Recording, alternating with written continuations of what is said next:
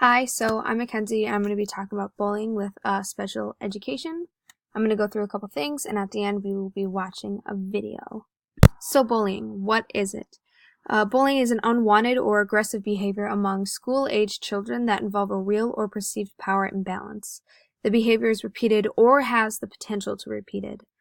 Underneath, I list different types of it. There is cyberbullying, social bullying, verbal bullying, and physical bullying. With cyber, it goes along with abusive or hurtful text, images, videos, gossip, rumors, or intimidating others by using the internet, such as going on Snapchat, talking about people on there, or on Instagram or Facebook, any kind of social media platform you can use. Social bullying is lying, rumors, negative facial or physical gestures, such as giving looks to people, playing nasty jokes to embarrass or humiliate kids, socially exclude somebody, my apologies, and damaging someone's social reputation. Verbal bullying is name-calling, insults, teasing, intimidation, homophobic or racist remarks, or verbal abuse. And physical bullying is hitting, kicking, tripping, pinching, punching, or damaging property. On this website by greatschools.org, it lists about different information that you may want to use or look up. I've listed at the end of my video, but it talks about the profile of a bully, profile of a victim, passive or submissive victim, how it affects, gender differences in bullying, adult intervention, and what it is. So, if you want to go in here to learn more, I definitely recommend looking this up.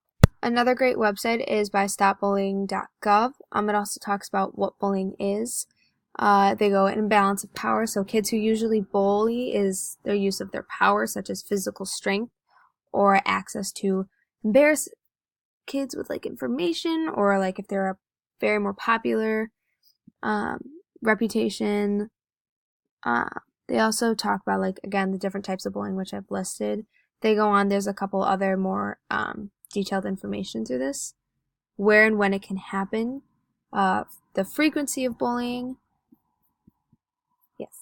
So they also have the roles kids play on the side, who's at risk, warning signs, effects, diversity like race, religion, the LGBTQ community. The one I'm talking about is disabled and special needs youth, and then there's other type of aggressive behaviors. So if you want to go look that up and see how it affects and all the other different things, you can just go to this website right here. A couple statistics to talk about is 57% of students with intellectual disabilities were bullied. Less than half of students with autism or learning disability and speech or language impairments were also victimized. They talk about there are some parents who are responsible for part of the bullying at their own home.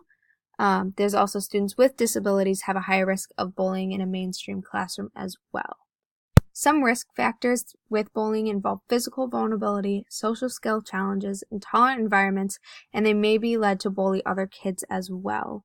As shown on greatschools.org, they talk also about some more risk factors or things that can happen because they are bullied. So, bullying can leave long-term scars such as low self-esteem or depression on victims.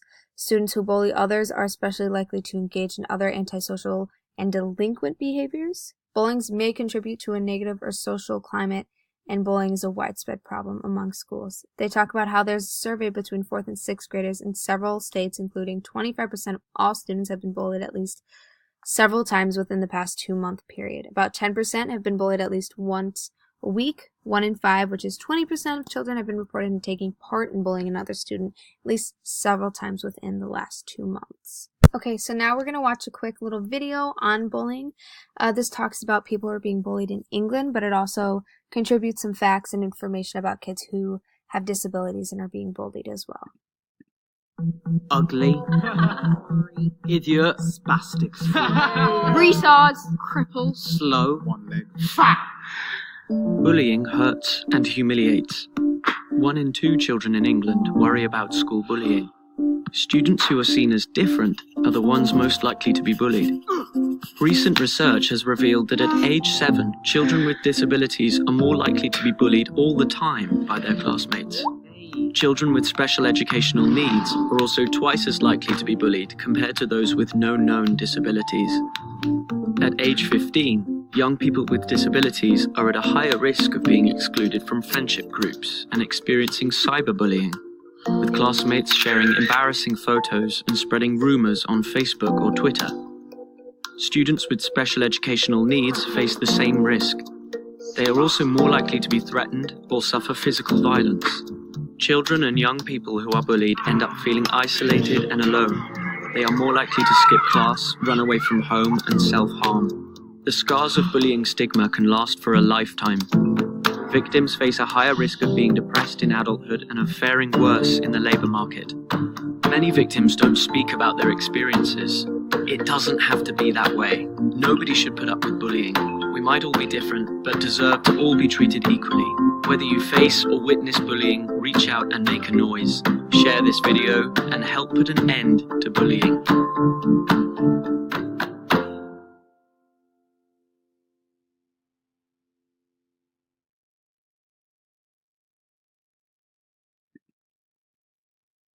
Guys, thank you so much for watching my presentation. These are my sources I used for my information. If you guys want to go back and learn a little bit more, there they are. Thank you so much for watching.